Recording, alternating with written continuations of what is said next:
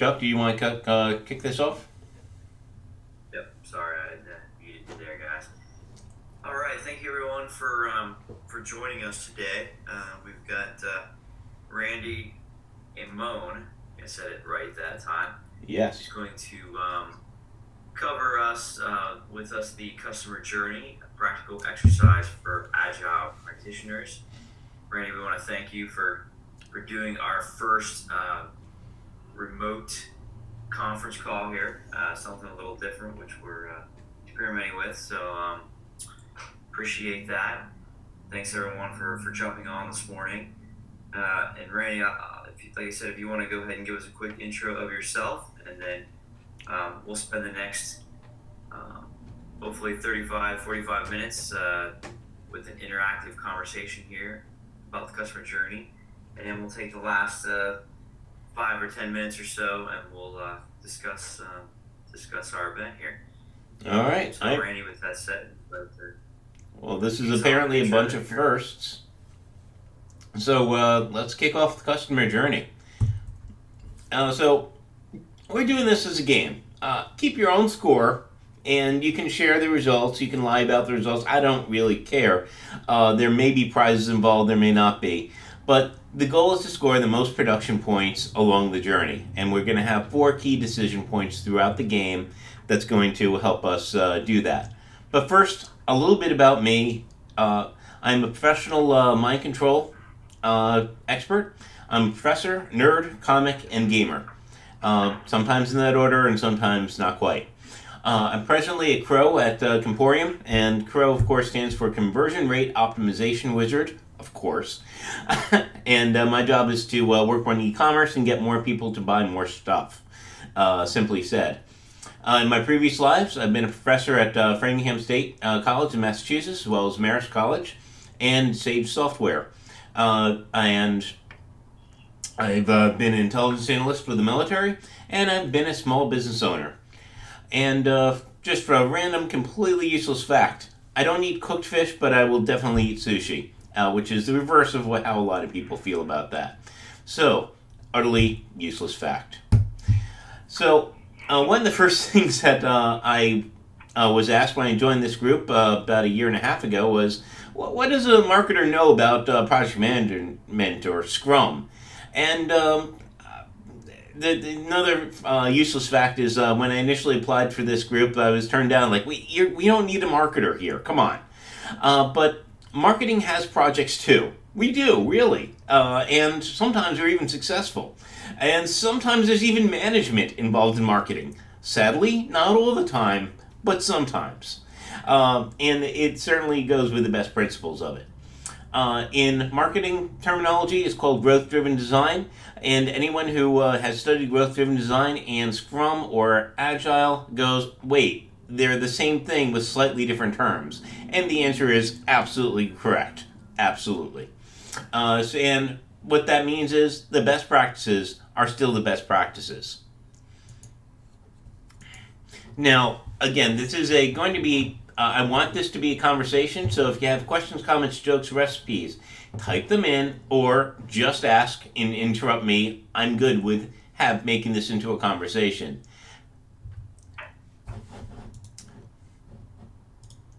All right, so let's take a look at we're doing an extraordinarily simple customer journey. Why? Because we have 45 minutes or less, and if I tried to cover the entire bit of a professionally done customer journey, we would take a little bit more than that, as in maybe about a week. And we don't have time for that in this 45 minutes. So let's talk at a couple of key areas where how do you implement and why does a customer journey, why does a buyer's journey matter at all for us as project managers? How does this help us? And I think it's a bit of a leap to how do you take a marketing tool that's primarily used in the marketing department, how do we make this help us make decisions? How do we help do anything? And that's the question that this presentation is going to attempt to help answer. So we start with awareness. That's usually one of the first steps in a typical buyer's journey. And so the question is, are we generating our perfect customers? So, are we, if we're running an amusement park, are we getting kids or are we getting like evil emperor overlords for you staying at home or in the car rather? That's what we have. So, how do we make sure that we are getting the best clients for us? A, we can let marketing decide. Yeah, that's their jobs, right? B, historical data and who has been our clients previously. And C, who do we best service?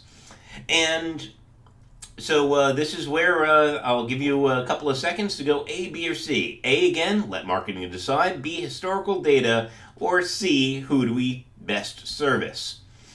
And this is, again, from the standpoint of using a buyer's journey, customer journey.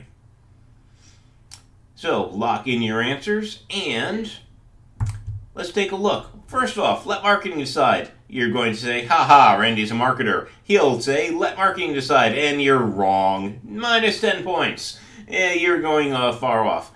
One of my observations about the many people in marketing goes for the cute or the easy, not what's best. Especially if they're not a highly driven, data-driven marketers, which most of the folks in marketing are still not. Why? I don't know. I don't explain these things. I'll talk to HR. B, so historical data.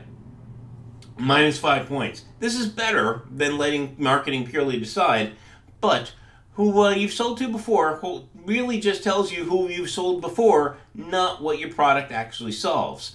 One of my favorite stories about historical data is historically the U.S. government is one of the top suppliers of buyers, not enough coffee, of kitty litter.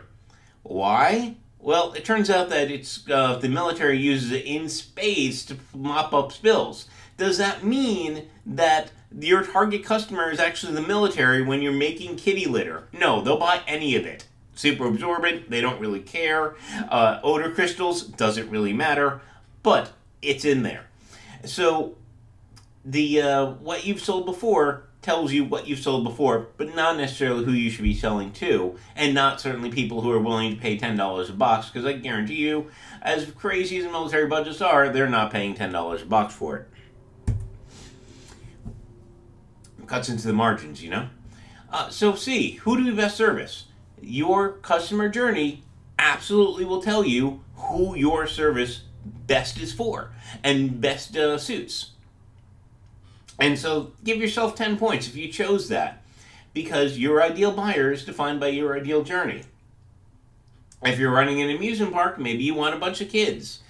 And if you're selling interstellar star destroyers, you want intergalactic evil overlords. So, because really, are kids going to buy that? No. All right.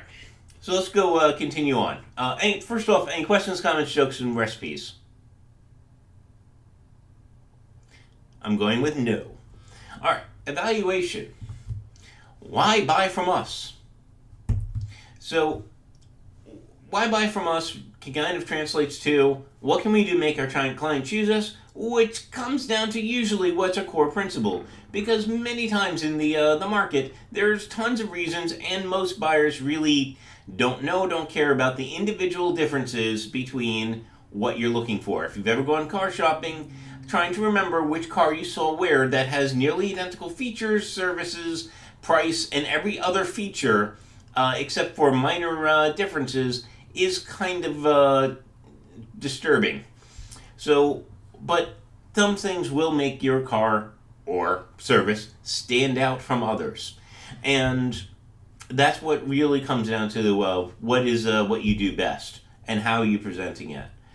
And so when you're faced with competing priorities, what can we do to choose what to do first? And I'm sure that's a problem that frequently comes up whenever you're doing project management. So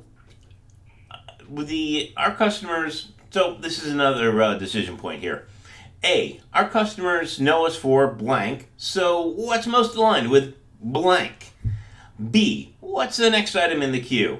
Or C, count political points for priority.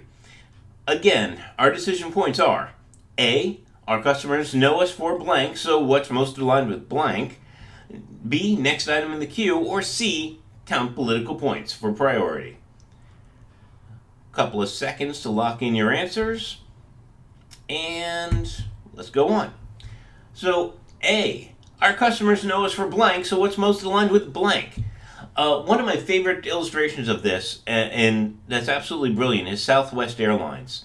And Southwest speeds most of the decisions that they could possibly make through the heuristic, we're the best value carrier. Does this help us achieve that goal? Do we buy far better peanuts for 10 cents more per bag? The answer is no. Regular peanuts are just fine. Whether or not you have peanut allergies, all right, don't know what to do about that. But you get 11 points if you selected A, because going with what is best aligned with what you currently do best is probably going to move the needle the most, the fastest, and make the most impact on the company. So B, next item in the queue. You can wait a long time for very high value things to be delivered if you're just simply going who entered first or who entered last. Either way you do that, that can be a very long time for critical features and in exchange for things that maybe weren't so important, but they got logged in there earlier. Bad idea. Not even Disney, infamous for extraordinarily long lines. Infinitely long lines relies on queues anymore. They have Fast Pass. They have a few other things that you can do to just almost entirely skip the lines, because that's a better customer experience. So what if that's not even good for a company that is most singularly amazed, linked in with the long excruciating lines? Man, I don't know. All right, so that's negative 13 points. Don't do that. So count political points for priority. You work in a dystopia with megalomaniacs. For those of you who are listening in from North Korea, you live. You get 3 points. Just, all right, that's the way to do it. If you live and work in a normal organization, yes, you'll curry some political favor at the cost of effectiveness. And remember, you're trading politics for effectiveness in your decision making. Be careful if you do that long enough, because sometimes that will come back to bite you in the long run. Or you live or work in an organization that recognizes success.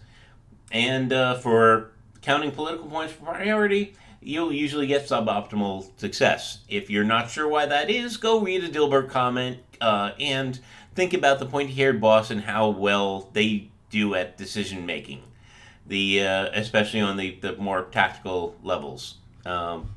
Yeah, usually not so good. All right, installation. So, how do we make the project itself work? And so this often becomes and don't get me wrong, I love Rube Goldberg inventions, the ones where the silly the spoon feeds the parrot a piece of bread, I love those. However, your business processes should not look like a Rube Goldberg machine, because that's probably inefficient, sometimes comically so. So the question becomes, how do we make sure that we create the best minimal viable product for the client? And this is our next decision point. A minimal viable product, we make detailed plans for all the things right up front. That's answer A. B, we look at their journey and see where the most benefit is. And C, we have the primary purchaser give us a 30,000 foot view and let us go from there. Again, decision points, your MVP. We make detailed plans for all the things. B, we look at their journey and see where the most benefit is. Or C, we have the purchaser give us the 30,000 foot view.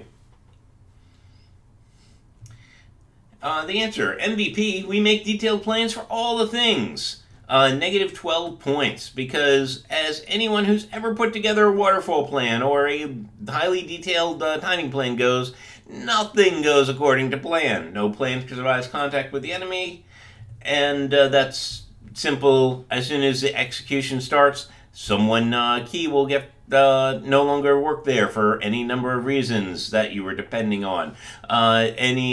Well, hey, most of us are professional project managers. We've seen all of the things happen. I'm not going to list them any further.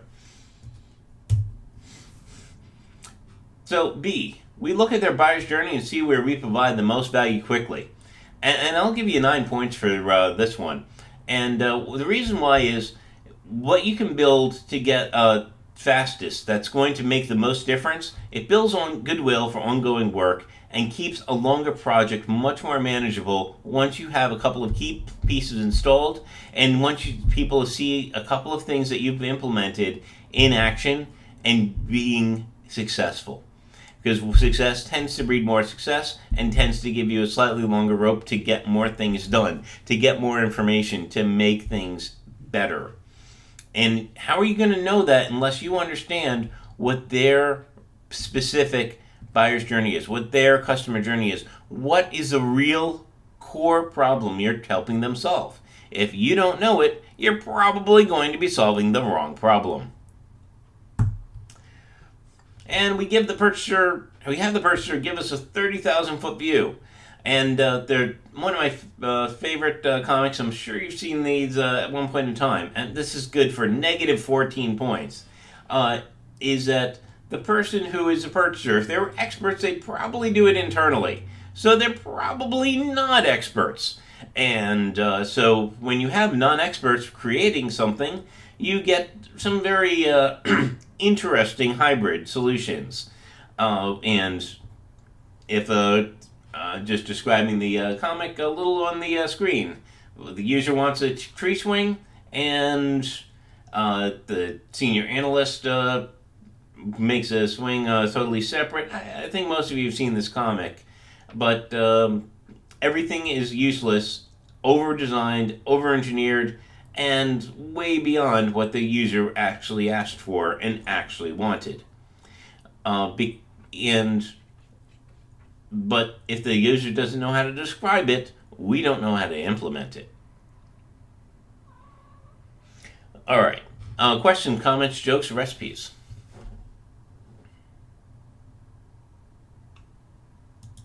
All right. I'm going to continue on to refinement. All right. So refinement is, how do we make things better? How do we, and as we're going through the basic core journey, the customer is in place, and we want improvement. How do you decide what's next to work on? And as I'm doing that, so in the pursuit of better, what is the most that we can get done with this sprint? We do that. B, what's our next priority on the 5-year strategic plan? Or C, what was the weakest part of the buyer's journey? And where are we losing the most people? Well, if you chose A, how do you decide what to work on? What is the most we can get done with sprint? We do that. And what often happens in my observation is you're starting to build a building without a proper foundation.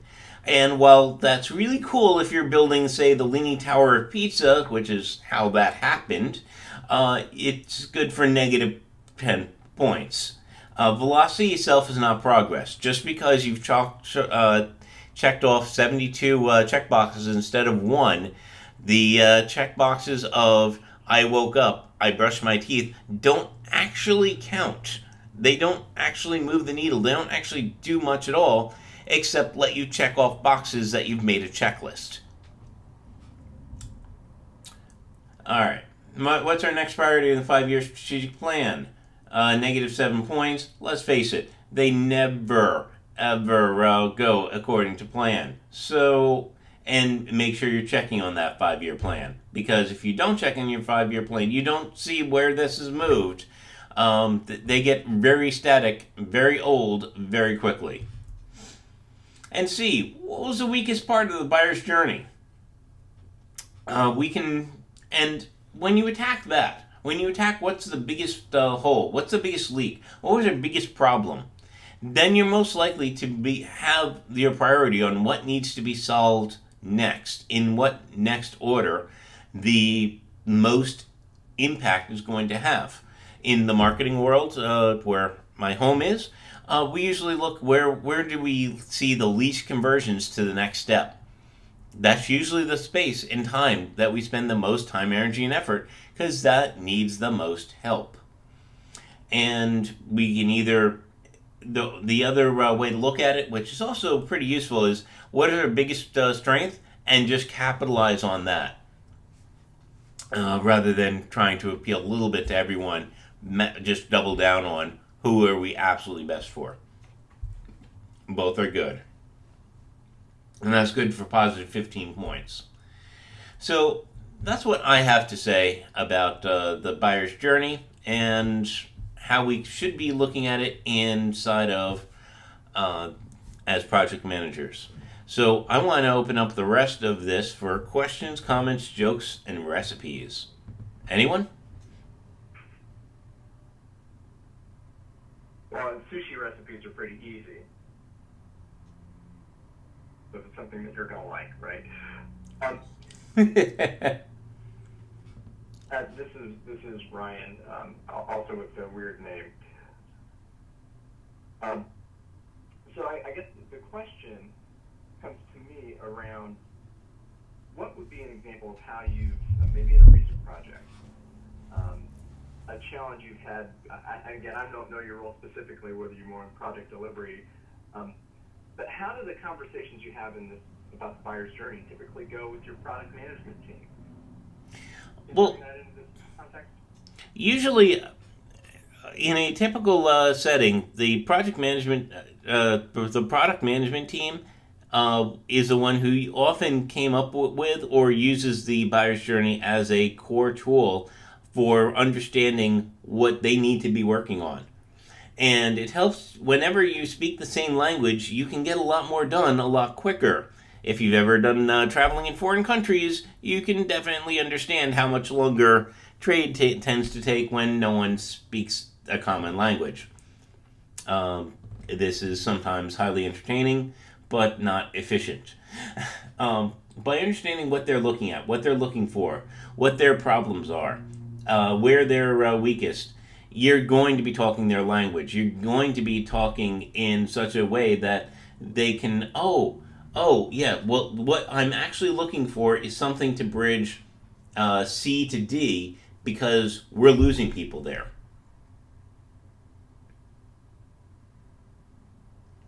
And that, when you're talking, able to talk in that manner, you start looking at being able to change the conversation from we need, I don't know, a tire swing to we need something to keep our 8-year-old entertained and out of our hair for half an hour. Well, there's lots of answers when you're looking at that problem that don't even necessarily involve a tire swing. Does that make sense? Understanding the problem versus falling in love with the solution. Yep. Did that address your concern? Yeah. Okay. What else?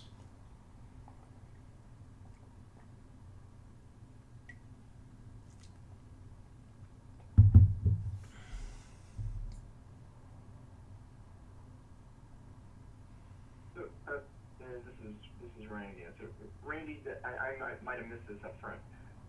You are a software development project. No, you're in marketing, right? I am somewhere in between. I wanted to make sure I understand. Okay. Well, that sounds like an interesting story. How did you come to learn about getting involved with the customer journey in the role that you have now? Well, part of the role that I have now is to back up a little bit and talk about Randy's history or misadventures, whatever you want to call it. I was trained as a classical marketer when I was getting my MBA. And that is right when we started really feeling the ripple effects of of something huge in the marketing industry, which I tend to refer to as Google. because the ability to Google has fundamentally shifted the entire buying process in really kind of amazing ways. And this isn't a presentation about that, and I'm not really going to talk about that, but having taught a lot of marketing classes over the last 20 years, I maintain every single marketing textbook I've seen is about 20, in a traditional uh, academic setting, is about 20 years out of date because Google took the playbook and threw it out. And whether you're talking to salespeople, whether you're talking to marketing people, doesn't matter. It's gone. It is self-driven because we can Google things. And so why is this textbook out of date? Google. That becomes a very simple 10-second explanation.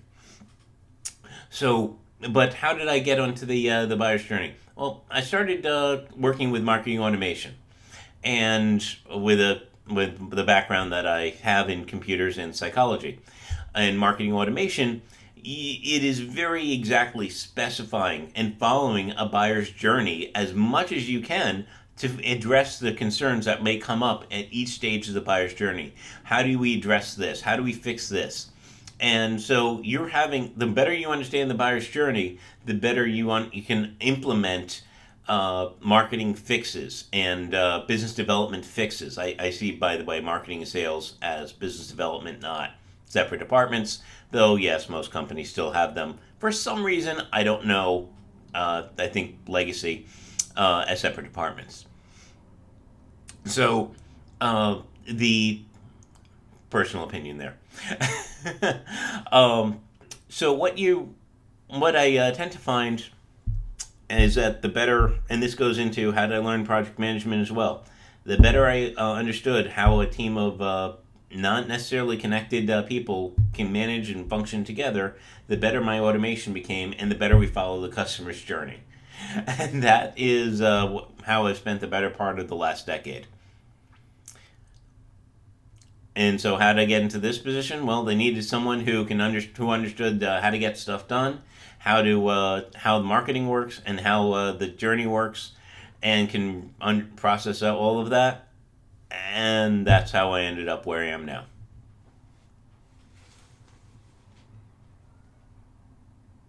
Right. What's the biggest challenge that you see about this? It seems like, again, you're coming from the design and marketing side and product prioritization. You mentioned early on about I guess the synergy or alignment again between, we call that growth-driven design versus what we do in software development in terms of Scrum delivery. And I'm wondering what your experience has been around the biggest challenge when trying to do something like a value-based delivery to a manufacturing velocity-based delivery model. And maybe this is kind of where my first question was. Mm-hmm. It's easy to talk. It's easy to talk about having a product owner set priorities and make value decisions, but it is in the real world it is very difficult, to actually have conversations between a product team and an engineering team. So I guess the question is, I think it's a challenge. What do you think is most challenging about that? Okay, I think I understand what your question is, and it addresses a little bit of having different priorities, and whether we like it or not, we're usually speaking separate languages. We're usually communicating different things, and this comes down to what I often find is that when I'm looking at it, is there's either too many people involved in the conversation, or you're using the same terminology but meaning radically different things, so you're talking past each other. And what do we mean by talking past each other? When my personal experience in watching Agile companies that say they do Agile or Scrum methodology, for the sake of argument, I'm going to call them the same thing. I acknowledge that there are subtle differences. What I often see is that a company has it like 30% implemented. That means it's 70% not implemented. That means that they're promising deadlines that are unrealistic, and even more that are waterfall based, that are become even more unrealistic because the team has competing priorities. So you can't even promise that because you're promising a resource that isn't even organic to the team. Uh, Tell me if that sounds at all familiar. And so what happens is when you have a hybrid model, and don't get me wrong, there's good reasons to have a hybrid model, but that means that people are talking past each other. It means that the engineers are looking to check off as much as they possibly can, because they're usually a little bit isolated from the end customer, and when you're putting together an ideal uh, agile team, it is a multidisciplinary team. It is not a team that is entirely consistent of just one or two representatives, and it's okay to have multiple teams but smaller teams.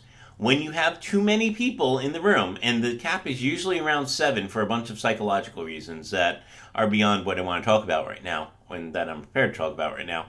But when you have more than 7 people, and probably 5 is better, uh, people's voices get tuned out.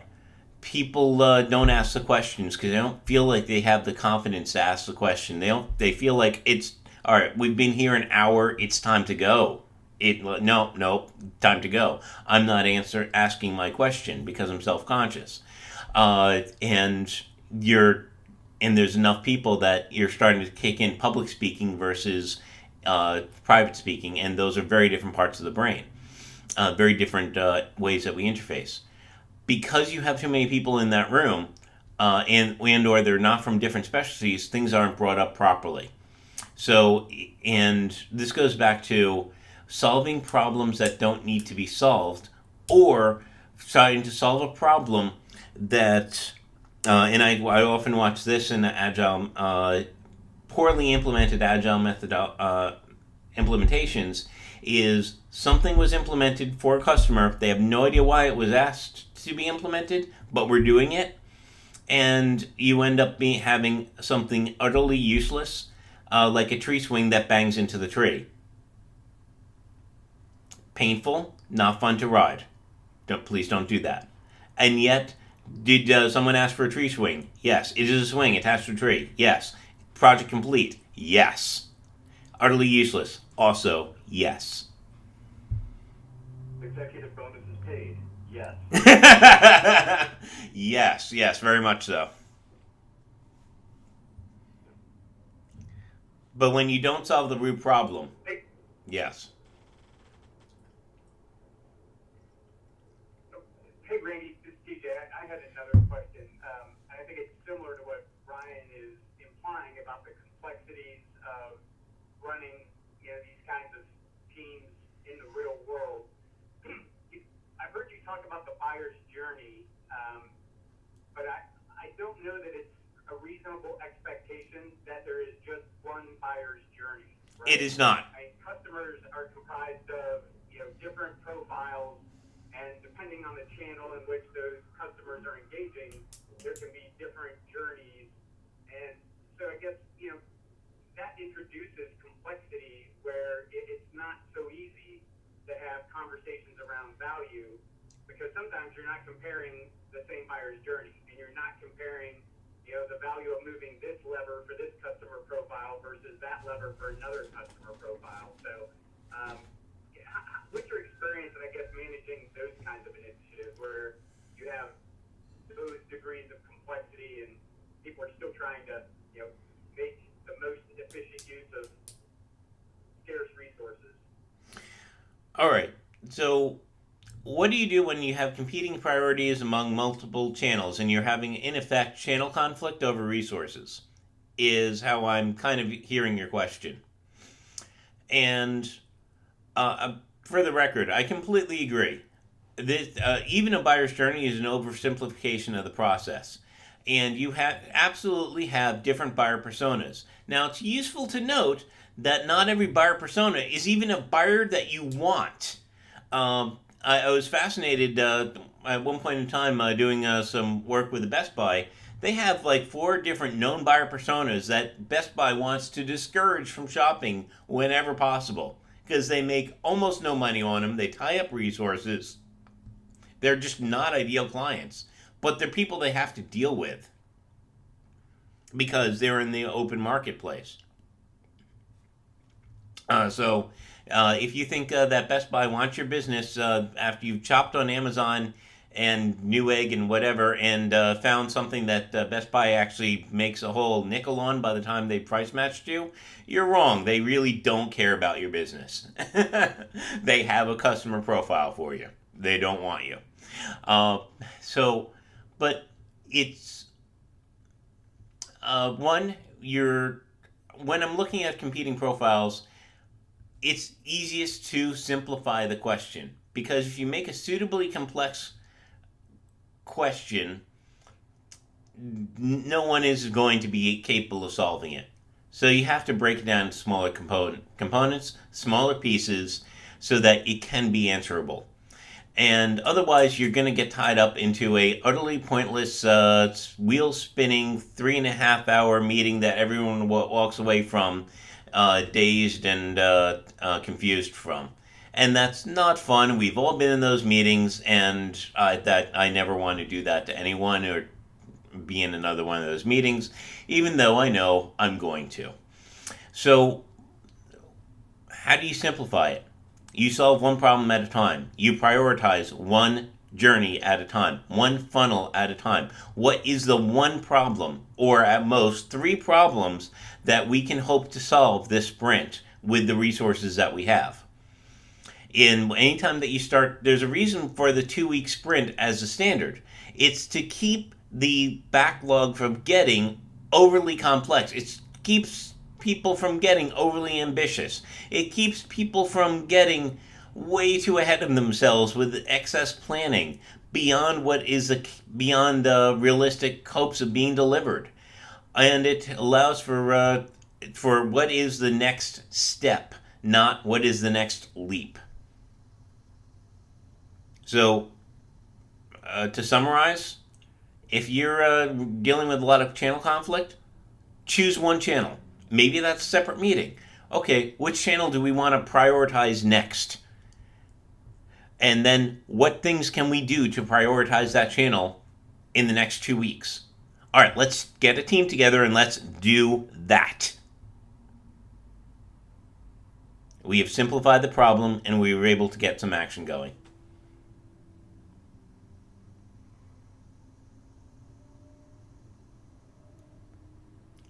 Did that address your question?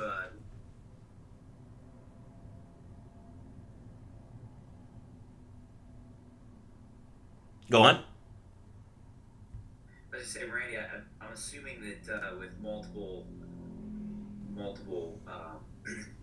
journeys, as TJ is mentioning, the other thing that you could quickly do is kind of get out of control with what you're calling MVP, right? Because each of those channels are going to kind of have their own defined MVP items. So, would you kind of use that same approach to kind of keep control of MVP? Just pick a stream and go with it, or is there another tactic that you like to use to kind of keep MVP down?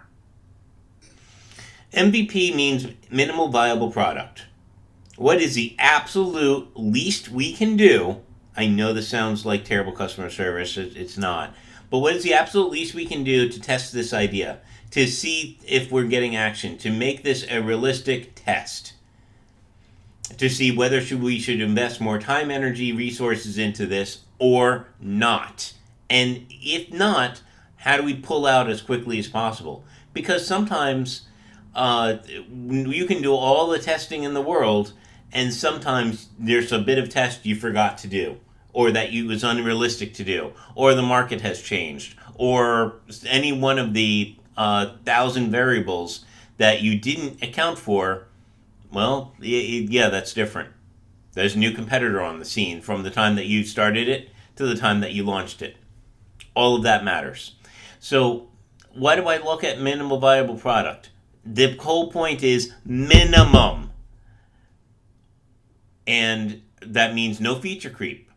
That means no, what is the simplest way to get from point A to point B? Let's connect them. Now, there could be 1,000 features on top of that that are all wonderful features that make it a much, much, much, much better product. But what is the core problem it's solving? I don't need a Lexus or a Bentley to get to work. I mean, I'd like one. That would be nice. Anyone who wants to offer me one, I will take it. Has tons of wonderful bells and whistles and, yeah, engineering. Yeah, I love that. However, the reality is what you need to get to work is an engine with a couple of wheels that are connected. In the United States, that's road legal. But there's a huge difference between a empty shell Jeep that has nothing but an engine, a couple of seats, a steering wheel, and a seatbelt that barely passes, and a Volvo. Let's be straight. Minimal viable product. How do we make that Jeep solve the core problem? And that means, by the way, being absolutely ruthless with scope creep. Is this part of the main product? No? Okay, that goes into our wish list.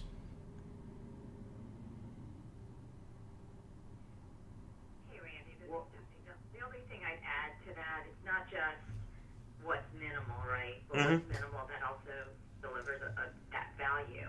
Correct. My question then becomes, how do you then pick the kind of the right metrics to demonstrate that value? So you're not only justifying your MVP, but you're also starting to maybe tee up the enhancements that come after MVP, right? So it's really the metrics question. How are we measuring value? Assigning value to that MVP? So usually this comes down to how I too tend to look at agile processes is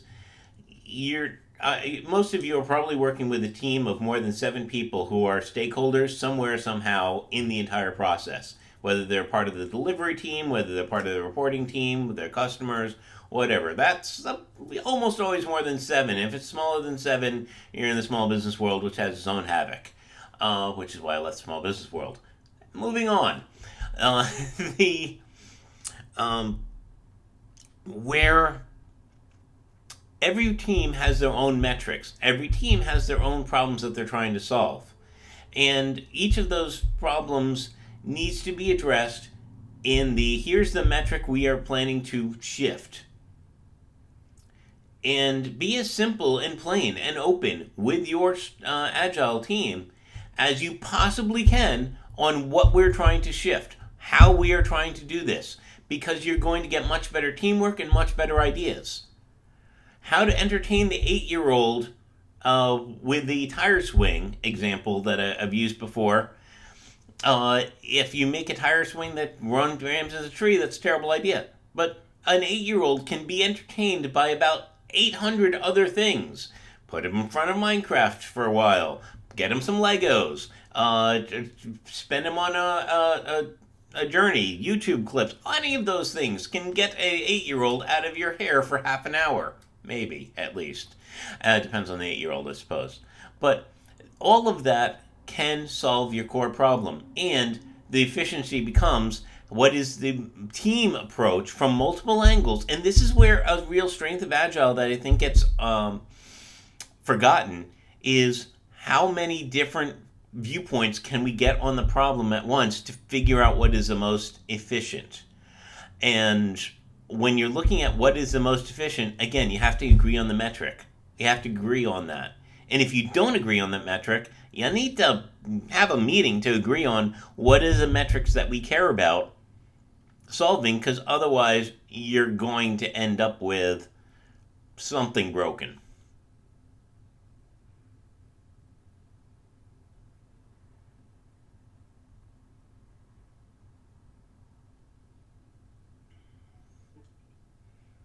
Stephanie, this is Ryan. I'm very interested in the question you have there too.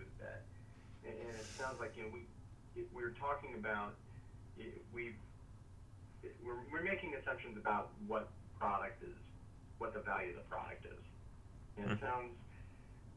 And one thing I found unbelievably difficult in the last project I was on was having the product owner actually make some decisions about what was valuable for the person you're trying to serve.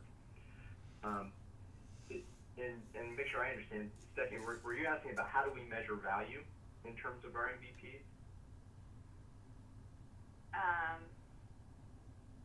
Sort of. My question more has to do with what type of metrics, you should be looking for. So, Randy, specifically for sales and marketing. So there's, let's call it different opinions on metrics that are more valuable. There's kind of the marketing side of, search engine results, number of clicks, just sheer volume, right, of people that you're able to drive to a website. Yeah, all right. And then there's the lead generation and lead capture that you're trying to do from that, which may or may not turn people off, right? It sometimes has an impact on your SEO results if you start, let's say, gate content, right? But you have the ability to actually get a name of a person, potential size of their company, basic vitals, if you will, of the organization or potential lead. So you've got marketing who's pissed now because it looks like their SEO results are not as good, so therefore their national campaigns are not justified the spend. Yet, on the flip side, you actually have a named person that is asking to meet with you that is currently searching for your product. And, you've got two different opinions on, two equally important stakeholders on which one's more important. So the question then becomes, who breaks the tie? The traditional answer is whoever, right? And my question is, do you agree with that? or Absolutely not. have you run into that? Yes, I've absolutely run into that. And I often give an extraordinarily simplistic answer, which almost sounds idiotic, except when you dig into it, which is, well, what results in the most number of sales? And if you can't prove how you're contributing to the bottom line, then you probably aren't. And if you're just trying to drive traffic to a website, I can guarantee you can find any college sophomore computer science major worth their salt who can drive an infinite amount of traffic to your site. It's a fairly easy script to put together, and I will take down your site in half an hour from so much traffic. Your ISP will be like, what? No, we can't. No. Now, will any of it convert? No, it's automated traffic. It's bots. Absolutely just coming all over the world and downloading stuff on your website. But do you want traffic? I'll give you traffic. And I've also... That's the point of contention is, here's a name of a person who has told us how many assets they manage, and they have requested a meeting with us. I think that trumps traffic. Here's an actual person. Yeah, but hundreds of millions of dollars ready to be managed, and they want to talk to us. Yes, and here's the thing. Is that going to result in a sale? Making sure that every team understands what their metric is that they're bringing to a table. And they and what happens in larger organizations that I've worked around is that a lot of times people get caught up in their own metric and lose sight of the team. What is the team goal? Remember I had said earlier, the goal is business development. It's not sales, it's not marketing, it's business development. So what happens when you don't have a salesperson on a good marketing team? You're getting a lot of absolutely useless leads. All day, every day. You will get crap leads. I once worked with a company that made, they were basically bought out by Tempur-Pedic to get them off the market. But they were making basically cheaper and better Tempur-Pedic mattresses. And the marketing department was doing a tremendous job of driving traffic, but it was all the wrong traffic because they were playing the price game, and all the salespeople were playing we have a better product, and their better products were in the same price, but they were just better than the equivalent Tempur-Pedic things. So what was happening is people who were looking for a discount value item. If you've ever gone car shopping, the someone looking for the slightly used 2-year-old model, what's the most efficient commuter car I'm going to put a ridiculous amount of miles on that I don't want to spend money, is shown the convertible for 4 times as much, is probably just going to be pissed off at the salesperson, right? And but were they a lead? Yes, but they weren't the right lead, and that means you have a sales and marketing disalignment, and you can have when a large enough company you have an internal marketing disalignment. And don't get me wrong, this is something we're dealing with inside of our company as well right now, is that we have teams of people that they're not in the same room, they're not being held to the same standards, they're not in the same core Scrum team that's being evaluated as a Scrum team. They're not being bonused on the same metrics. They don't have a unified goal. They only have their own little fiefdom. And if you only have your own little fiefdom to work with, you're going to maximize your fiefdom, even if that means stealing from other parts of the team, because if it's a large enough team, you don't care. I'm sorry. Much as they might be otherwise nice people, they're maximizing their bonus, even if it's at the expense of yours. How do you solve that? You work for getting more alignment on the ultimate goal.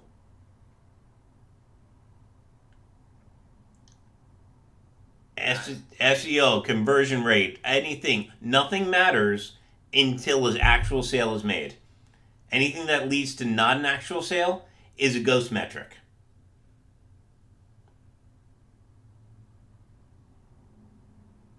Or maybe a vanity metric.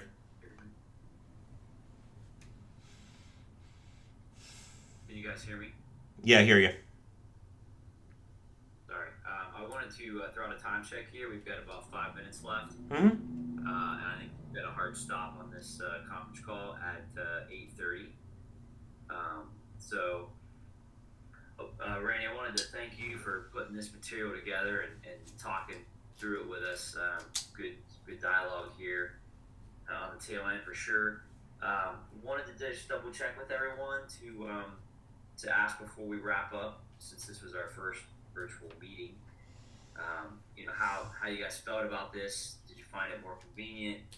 I think everybody could pretty much see all the content pretty well with the way it was put together. Sound, I think, was pretty good. But you guys want to give your thoughts real quick on this venue versus the face-to-face ones we usually have? Love to hear it here for the next minute or so. Definitely very convenient.